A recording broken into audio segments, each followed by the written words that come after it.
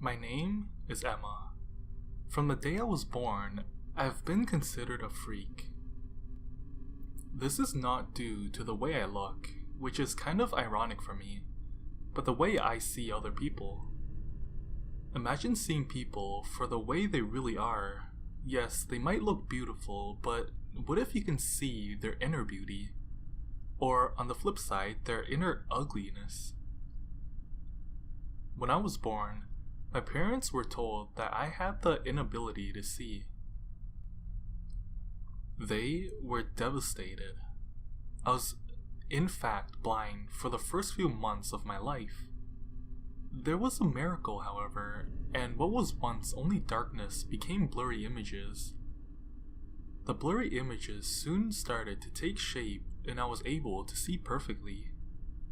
The doctors did many tests on my eyes, trying to determine how this was possible, but were unable to come to a scientific conclusion.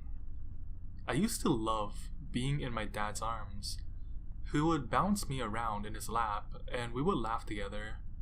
From what my mom had told me, we were inseparable.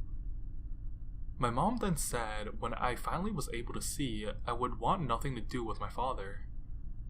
Every time he would try to pick me up, I would cry, and wouldn't stop until my mom, Jamie, would pick me up. As soon as she did, I would stop crying instantly.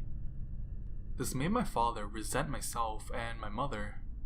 He couldn't understand why I couldn't even look at him anymore. As my awareness and understanding grew, I came to realize that when I saw my father, he looked like an ugly monster. He was missing teeth, he had hideous moles all over his body, and his clothes were old and ripped. As for my mother, she was the most beautiful, most caring person in the world. She was one of the types of people who would light up the room when she walked into it. She had beautiful long blonde hair, blue eyes, 5'8" tall. Her body was immaculate, with no blemishes. She was the picture of beauty.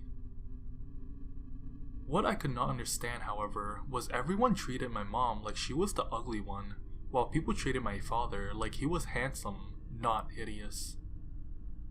Although the ugly people usually hung out with my father, while the most beautiful people would be around my mother. The strange thing was, the ugly ones got more attention and more money. My life changed when I turned 7. Like every other day, I heard my father arguing with my mother. I often found my mother the next morning with bruises covering her body. As the years had passed, my father's body had deteriorated to a point where he looked like a complete monster. I couldn't even look at him without having the urge to vomit. This one time, my father started screaming at my mom. "Who said you could go out with your friends? I told you to never leave this house without my permission." "Jamie," my mom replied. My friend's husband just left her. She needed support. I couldn't leave her alone like that." As the discussion went on, I cracked open the door to their room. What I saw amazed and completely horrified me. The room was completely falling apart. Paint was peeling off the walls. Darkness seemed to permeate off my father. My mother permeated a small light off of her, which was growing smaller and smaller the angrier my father got. My mom was cowering in fear at this point. My father had a kitchen knife in his hand. He was gripping it so tightly that his hand was turning white. "You have ignored my threats for the final time." The knife thrust into her stomach. He pulled it out and stabbed her over and over again. The light my mother had shown slowly disappeared until nothing remained but darkness. The only thing I could see were his glowing red eyes. I screamed in terror, and his eyes turned to my direction. It looked like horns were growing out of his head now. I ran away from him, from the room. I ran into the hall and down the stairs. I could hear thundering footsteps behind me. As I reached the front door, I opened it and was ready to run outside. But I felt a cold clawed hand grab my shoulder and pull me back. My skin burned under his touch. My own light flickered as fear took over me.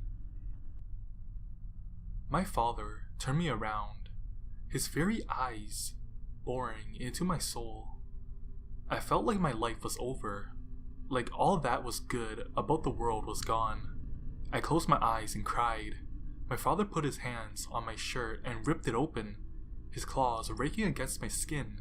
I screamed in pain. I knew what he wanted to do, and there was nothing I could do to stop him.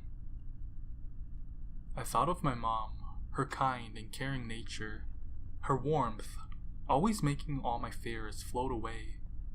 She always told me to stand up to bullies, to be strong in the face of evil. I could feel her love permeating through me. I suddenly felt power and hope flow through me. My light growing stronger and brighter, until my house shone like a beautiful mansion. My father's eyes widened, now in fear and terror. He screamed. His grip loosened off as he fell to his knees. I opened the door once again and ran outside. The police were called to my house and found my father with a knife in his heart. My mother was in her bedroom with 8 knife wounds. 20 years later.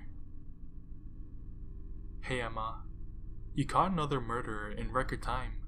I don't know how you do it. Where everyone else has failed to find the murderer, you are able to find him in a couple of days. I'm just lucky, I guess. I shrugged at him and smiled. I realized, after what happened to my mom and dad, that I am able to see people for who they really are. The better the person is, the more beautiful they are. The worse, the more hideous they become. This is why I became a detective. To get rid of those who want to hurt others.